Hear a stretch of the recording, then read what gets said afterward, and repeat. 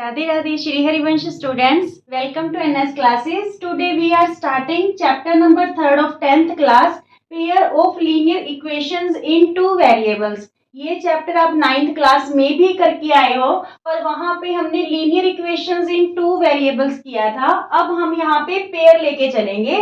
पहले तो जो इस चैप्टर का नेम है उस चैप्टर का मतलब समझिए. देखिए लीनियर इक्वेशन क्या होती है? जिसकी डिग्री क्या हो? 1 हो. ठीक है, अगर डिग्री 1 है तो वो लीनियर इक्वेशन होगी. और 9th में हमें एक इक्वेशन गिवन थी, इस बार हमें पेयर गिवन होगा लीनियर इक्वेशंस का. तो जब हमने 9th में linear equation in two variables किया था तो उसकी स्टैंडर्ड फॉर्म थी हमारे पास ax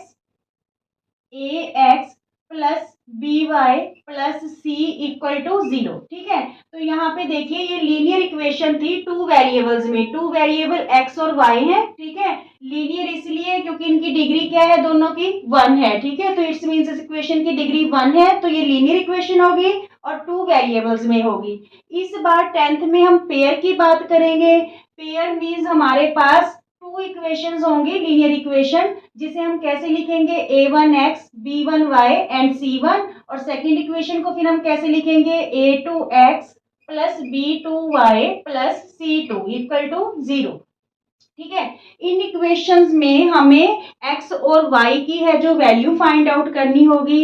इसके हमारे पास हम टू मेथड चलेंगे, ग्राफिकल मेथड और अलजेब्रिक. ठीक है, अलजेब्रिक मेथड को हम टू मेथड से है जो सॉल्व करेंगे, एक तो एलिमिनेशन मेथड और एक सब्स्टिट्यूशन मेथड. सबसे पहले हम देखते हैं कि ग्राफिकल मेथड में या फिर अलजेब्रिक मेथड में इनका जो है क्या रहेगा सिस्टम.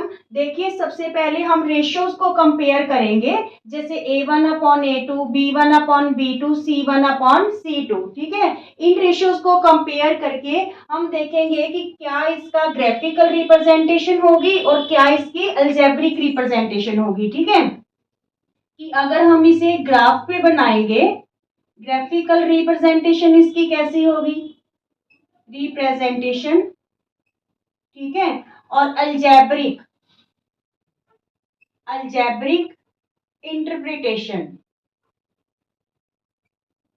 ठीक है, तो यहाँ पे देखिए सबसे पहले हमें रेशियोज को कंपेयर करना है. रेशियो कंपेयर करना है दोनों इक्वेशंस की, जैसे a1 upon a2. If a1 upon a2 हम यहाँ पे कर लेते हैं इसको. देखिए if a1 upon a2 not equal to b1 upon b2. ठीक है, अगर a1 upon a2 not equal है b1 अपॉन b2 के, यहाँ पे हम टू इक्वेशंस ले लेते हैं ताकि आपको समझ आ जाए. मान लीजिए 2x प्लस 3y प्लस यहाँ पे 5 इक्वल टू 0 है. ठीक है, और सेकेंड इक्वेशन जो हम ले रहे हैं 4x प्लस यहाँ पे ले रहे 5y. ठीक है, प्लस 9 इक्वल टू 0. तो इस केस में अगर हम a1 अपॉन a2 करें, a1 अपॉन a2 करें तो ये 2 अपॉन 4 आया. 2 1 जा 2, 2 2 जा 4. तो a1 अपॉन a2 की रेशियो क्या आई? 1 upon 2. Now b1 upon b2, तो b1 यहाँ पे 3 है और b2 क्या है? 5. ठीक है, both are not equal. a1 upon a2 not equal to b1 upon b2. Now is it clear? अब समझ आ गया क्या चीज है कि if a1 upon a2 is not equal to b1 upon b2, तो यहाँ पे जो ग्राफिकल रिप्रेजेंटेशन होगी वो क्या होगी? इंटरसेक्टिंग लाइंस होंगी. क्या होंगी? Intersecting lines. कैसे? मान लीजिए ये आपका ग्राफ है, एक जो लीनियर इक्वेशन है उसका ये गया. ठीक है, ये कर्व गई और एक की ये गई लाइन. ठीक है, तो ये जो है दोनों लाइंस एक जगह पे कट करेगी, इंटरसेक्ट करेगी. तो यहाँ पे ये x की वैल्यू होगी और ये किसकी वैल्यू होगी? y की. ठीक है, अगर a1 अपॉन a2 जो है not equal to b1 upon b2, तो ग्राफिकल रिप्रेजेंटेशन क्या होगी? लाइंस इंटरसेक्ट करेंगी. ठीक है, अगर अलजेब्रिक इंटरप्रिटेशन की बात करें तो इस केस में हमारे पास यूनिक सॉल्यूशन होगा. क्या होगा? Unique solution. यूनिक का मतलब only one solution. Only one solution. Clear? First case. ये चीज तो आप टिप्स पे कर लेना, इससे रिलेटेड बहुत सारे क्वेश्चन पुट होते हैं, ठीक है, एमसीक्यू फॉर्म में भी रहेंगे, ठीक है, और अलजेब्रिक इंटरप्रिटेशन से आपको जो है वर्ड प्रॉब्लम जो है सॉल्व करनी आएंगी। यहाँ पे देखिए, now if a1 upon a2 equal है b1 अपॉन b2 इक्वल है c1 अपॉन c2, ठीक है। तो चलिए इसी से रिलेटेड हम यहाँ पे एक एग्जांपल ले लेते हैं ताकि आपको अच्छे तरीके से क्लियर हो जाए। यहाँ पे हम ले लेते हैं 6 और यहाँ पे क्या ले लेते हैं 10, ठीक है। अब देखिए a1 अपॉन a2, तो यहाँ पे 2 अपॉन 4, ये क्या आ गया हमारे पास 1 upon 2। Now b1 upon b2, तो ये 3 अपॉन 6 है, ठीक है, ये भी कैंसिल होके क्या आ गया 1 upon 2। Now c1 upon c2 5 upon 10, तो ये भी कैंसिल होके क्या आ जाएगा 1 अपॉन 2, 5 1 जा 5, 5 2 जा 10। तो now a1 upon a2 equal to b1 upon b2 equal है c1 upon c2। Is it clear, ठीक है। अगर तीनों रेशियोज आपस में इक्वल हैं तो यहाँ पे ग्राफिकल रिप्रेजेंटेशन स्टूडेंट्स क्या होगी, कोइंसिडेंट लाइन होगी, मींस दोनों इक्वेशन की सेम लाइन बनेगी, ठीक है, इसे बोलते हैं कोइंसिडेंट लाइन। क्लियर, ठीक है, मींस इस कंडीशन में अलजेब्रिक इंटरप्रिटेशन की बात करें तो मैनी सॉल्यूशंस होंगे, infinitely many solutions, infinitely many solutions.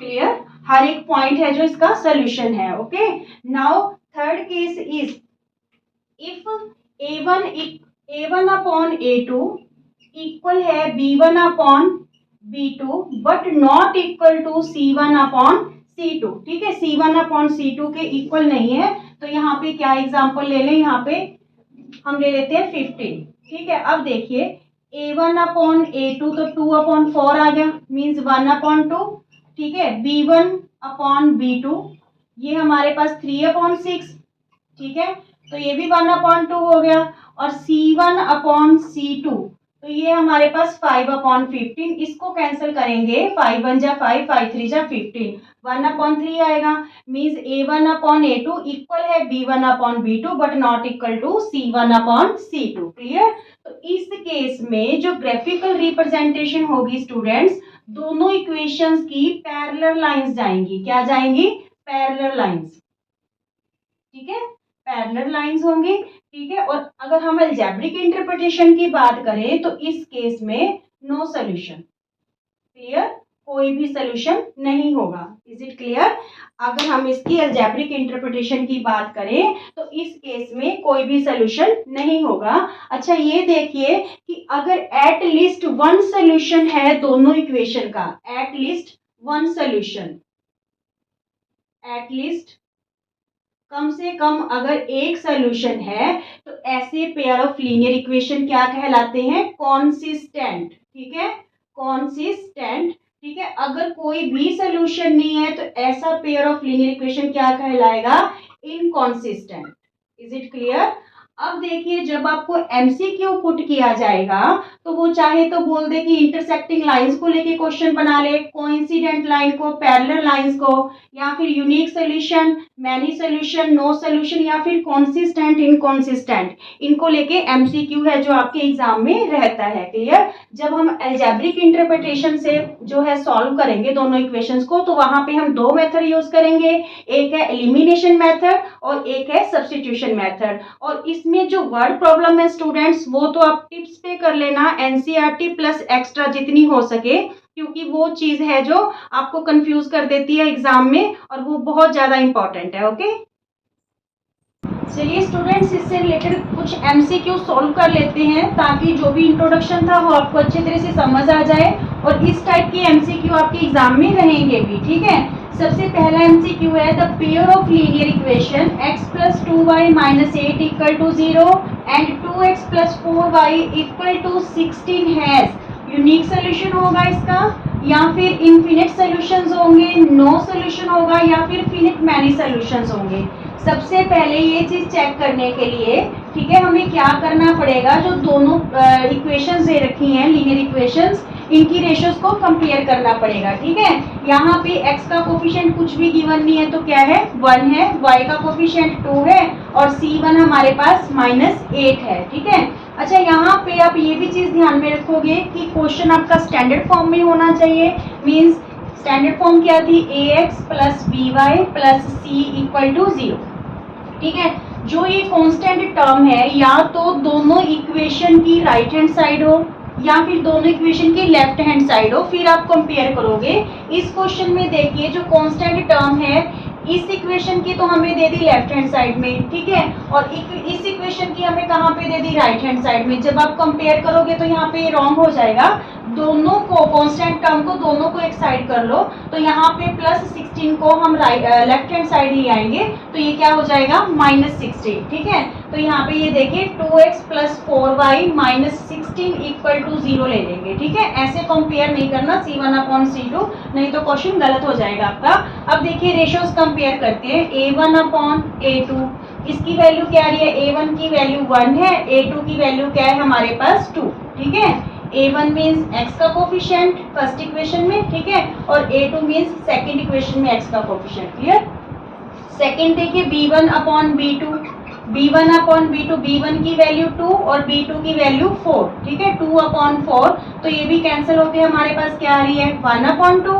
Now C1 upon C2, C1 की वैल्यू -8, ठीक है, और C2 की वैल्यू -16, माइनस से माइनस कैंसिल, 8 1 जा 8, 8 2 जा 16। ठीक है, तो तीनों ही रेशियोज इक्वल है, A1 अपॉन A2 इक्वल है B1 अपॉन B2 इक्वल है C1 अपॉन C2।